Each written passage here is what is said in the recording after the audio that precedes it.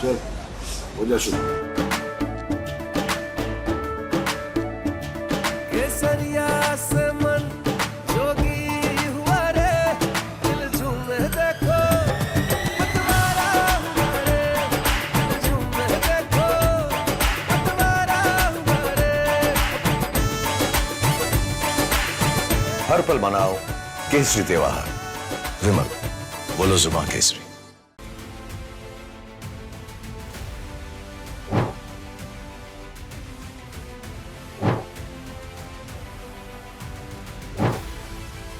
लोगों को तकलीफ करना है। देखो, अगर सरकार चाहेगा तो ये बनकर भी सकेगा, अगर अच्छा चाहिए तो वो भी करने सकेगा। अगर जो कोचिंग दे रहा है, अगर ये अच्छा से करेगा तो नदी रुक जाएगा। अगर ये अच्छा से नहीं करेगा फिर भी ये भागते भागते खत्म हो जाएगा। जो कितना घर मुकाम पका था, मस्जिद भी पका था, स्कूल भी था। अभी देखो इसमें जो हायर सेकेंडरी है पश्चिम मोहनबेरी का, यहाँ से धरिए आप हाफ किलोमीटर भी नहीं होगा। अगर ये अभी नहीं रोकेगा तो ये 15-20 दिन में जो खत्म हो जाएगा वो स्कूल भी पहुंच जाएगा। पहले जो था अभी जो देख रहा है, इसमें जो पुराना बंदा भी है फिर नया बंदा भी है। लेकिन जब ये नदी था, कम से कम 10 साल पहले उधर भी था। जो वो गांव देख रहा है ना, वो सारे उधर भी था। यहाँ से धरिए आपका 5 किलोमीटर दूर था नदी, लेकिन अभी भागते भागते सारा इधर आ गया। इधर का जो बंदा है, जो जिसका मिट्टी अगर उधर है, जमीन है, पुराना है, तो थोड़ा बंदा उधर भी गया, मुकाम भी बना लिया, घर भी बना लिया। जो किसका पास जमीन नहीं है वो कोई टाउन में गया, किराए पे है, बा किसी का जमीन पे है, किसी का भीख मांग रहा है। अगर आपका पास पैसा है, मैं टाउन भी गया। अगर किसी के पास नहीं है तो ऐसा चलता रहेगा। किसी का जैसे आपका पास 10 बीघा है, मेरे को थोड़ा दीजिए, मैं रहेगा। अगर मैं जमीन खरीद कर लूंगा सिर्फ आपका खाली कर दूंगा। वही है, अभी इलेक्शन का टाइम है। अभी इलेक्शन का टाइम में बहुत सारे बंदा इधर आता है, जो नेता लोग है बहुत पुराना, वो लोग सब आता है, आके देखकर कोई आदमी को अच्छा देकर जाता है, चला जाता है। फिर इलेक्शन खत्म होने के बाद कोई बंदा इधर नहीं आता है, तो इस गरीब आदमी को बहुत परेशान है। ये इसका नदी जो है पूरा टूटने के बाद एक लोग कहाँ जाएगा। अभी रास्ता में है, कोई सड़क में है, कोई इधर उधर घूमता रहता है, कोई जगह में खरीद करके थोड़ा जमीन लिया है, किसी उस पार गया है नदी का। ऐसा बहुत समस्या है। अभी गरीब आदमी किधर जाएगा। मेरा घर पहले उधर था, अभी तो टूट गया, अभी इधर रास्ता में आने पड़ा लगा है। ऐसा करके जो टूट जाएगा तो ये भी नहीं रहेगा। अभी पक्का पक्का घर है, ये सब मौका में ये सब टूट जाएगा तो एक गरीब आदमी किधर जाएगा। कोई कोई नेता लोग आके आश्वास देकर चला जाता है, फिर इलेक्शन का बाद, फिर मिनिस्टर होने के बाद कोई भी नहीं आता इधर देखने के लिए। इधर का आदमी का बहुत मुश्किल है। तो यहाँ पर लगभग 3000 से ज्यादा 3000 का ऊपर होगा। 3000 तो थोड़ी है, 3000 का ऊपर ही हो जाएगा। सभी लोगों का यही हालत है। हाँ, बारिश आने के बाद और ज्यादा मुश्किल होता है। कोई घर छोड़ के बाहर जाना पड़ेगा, कोई इधर छोड़ के, कोई घर खाली नहीं कर पा रहा है, इसे टूट जाता है। ऐसा है। यहाँ पर मस्जिद हो या हाँ, मस्जिद, स्कूल, कॉलेज था, अभी वो इधर भी एक हायर सेकेंडरी है, ये भी जाने वाला है। ये अभी बारिश आएगा तो ये भी जाने वाला था। मतलब ये कंटिन्यू हो रहा है। कंटिन्यू हो रहा है। अभी इधर का आदमी का बहुत परेशान है, बहुत परेशान का सामना पड़ता है। इधर पाका पाका घर जो बिल्डिंग ये था सब लोग चला गया।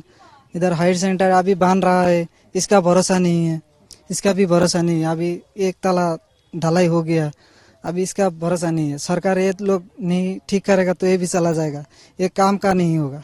बिल्कुल ठीक कहा आपने। फ्लड एंड इरोशन ये बहुत बड़ी समस्या है आसाम के लिए। और हम लोग अपोजिशन, ये एओडीएफ के विधायक और विभिन्न दल संगठन के लोग बहुत टाइम से ये मांग कर रहे हैं कि फ्लड एंड इरोशन को नेशनल कैलामिटी घोषणा होना चाहिए, ताकि इसके लिए सेंट्रल से भी पैसा आए, स्टेट का भी फंड हो, और जो लोग इरोटेड लोग हैं उनको बसाया जा सके, उनको रिहेबिलिटेट किया जा सके। इसके लिए हमने बहुत पुरानी हमारी मांग है और हम इसको मांग करते रहे। और हमारा जो प्रेसिडेंट मौलाना बदरुद्दीन अजमल एमपी साहब है, उन्होंने पार्लियामेंट में बार बार इस बात को उठाया और हम विधायकगण असम विधानसभा में बहुत बार इसको उठाया। कांग्रेस के से भी डिमांड किया, कांग्रेस ने भी इसको नेशनल कैलेमिटी घोषणा नहीं किया। अभी बीजेपी की सरकार है, बीजेपी भी इसको इसकी इम्पोर्टेंस नहीं दी और बीजेपी भी इसको नेशनल कैलेमिटी घोषणा नहीं किया। तो हमारा मांग ये है कि असम के फ्लड एंड इरोशन को अगर नेशनल कैलेमिटी घोषणा किया जाए और इसके लिए फंड सेंट्रल से आए तभी जाके इसका समाधान हो सकता है। आपको मालूम है ब्रह्मपुत्र नदी और उसके जो ब्रह्मपुत्र के जो ट्रिब्यूट्स है, बेकी नदी हमारे बरपेटा के बीच से है, बेकी, माना, चाउलकुआ, पल्ला, पहुमरा, आई, मना, ये सब नदियां हैं जो ब्रह्मपुत्र से निकली हुई नदियां हैं और बहुत नुकसान किया है लोगों को। लाखों लोग बेघर हुए हैं जिनका घर नदी ने काट लिया है और 35-36 लाख पॉपुलेशन आसाम का वो नदी के चौर में रहते हैं। आइलैंड ऑफ द रिवर उसमें रहते हैं, जिसको चौर बोलते हैं आसाम में। उनका बहुत बुरा हाल है, 6 महीने उनके पानी के नीचे रहते हैं, खेती बर्बाद हो जाती है, घर उनके टूट जाते हैं, उनके जो पशुधन है, एनिमल्स है, वो भी फ्लड में बह जाते हैं। तो इस तरह के नुकसान हर साल होते हैं और हम इसके मांग करते आ रहे हैं, लेकिन ना कांग्रेस की सरकार ना बीजेपी की सरकार किसी ने नहीं सुनी और इस समस्या का समाधान नहीं किया। या आसाम का इस समस्या का अगर समाधान किया जाए तो 50% प्रॉब्लम सोल्व हो जाएगा और लोगों को इकोनॉमिकली बहुत आगे बढ़ेगा। इसको करना चाहिए। ये पुराना बागबर समष्टि का एक गांव पंचायत है, एक एरिया है, बहुत हिस्टोरिकल एरिया है, आपको मालूम है। तो वहाँ अभी इतना इरोशन हुआ है, हजारों आदमी बेघर हुए हैं और सिर्फ मैनपुरी नहीं, ये बेकी नदी है। बेकी नदी मेरे जोनिया समष्टि के बीच से होके ये सरबोक से निकल के भूटान से आके सरबोक, जोनिया, बागबर होके जाके ब्रह्मपुत्र में गिरा है। ये बेकी नदी ने बहुत इरोशन किया है। मेरे समष्टि में भी बहुत सारी जगह आपको बोरडंगा, ये करारकुम, बेकी नदी का जो वो हुआ ब्रिज हुआ है वो भी थ्रेट पे है। इसी तरह डाउकमरी, हमारा चिकनी, इसी तरह हमारा बलाई पथार, काउरजाही और बहुत जगह ये सोनापुर और जाके मोइनपुरी में बहुत ज़्यादा इरोशन हुआ है और बहुत नुकसान हुआ है, हज़ारों लोग बेघर हुए हैं। तो इसके लिए हम ट्राई करते करते वर्ल्ड बैंक का एक प्रोजेक्ट सैंक्शन हुआ है 400 करोड़ का, वो सरबोक, जोनिया एंड बागबर पुराना जो कॉन्स्टिट्यूंसी है, इन 3 LAC में वो काम शुरू हुआ है। लेकिन अभी काम बहुत धीमी गति से चल रहा है, इतना काफ़ी नहीं है और कई जिन जगहों को इन्होंने चिन्हित किया है काम करने का, उसके अलावा भी बहुत इरोशन हुआ है। ये नदी जो कोर्स चेंज कर करके नए नए जगह पे बहुत ज़्यादा नुकसान किया है। तो वर्ल्ड बैंक के जो लोग जिम्मेदार है या स्टेट गवर्नमेंट है, हम विधानसभा में बोले हैं, आप लोग तुरंत इसकी स्टडी कीजिए। जो पुराना जहाँ प्रोजेक्ट आपका है कि यहाँ काम करेंगे, उसके अलावा नया बहुत सारा जगह जो इरोटेड हुआ है उसको भी आप इंक्लूड कर लीजिए और उसको भी इंक्लूड करके काम कीजिए, तब जाके थोड़ा सा अच्छा होगा। अदरवाइज ये सिर्फ मोइनपुरी, करारकुम, आमगुरी और बोरडंगा और इस तरह 2, 4, 5, 10 जगह में काम करने से नहीं होगा। तो मोइनपुरी का इलाका आपने सही कहा, वहाँ एक सत्र हुआ करता था जो हमारो आसाम में सनातनी भाइयों का, श्रीमंत शंकरदेव साहब, उनका जो मानने वाले लोगों का सत्र होता है, सत्र जिसको हम बोलते हैं, वहाँ वो नदी में चला गया।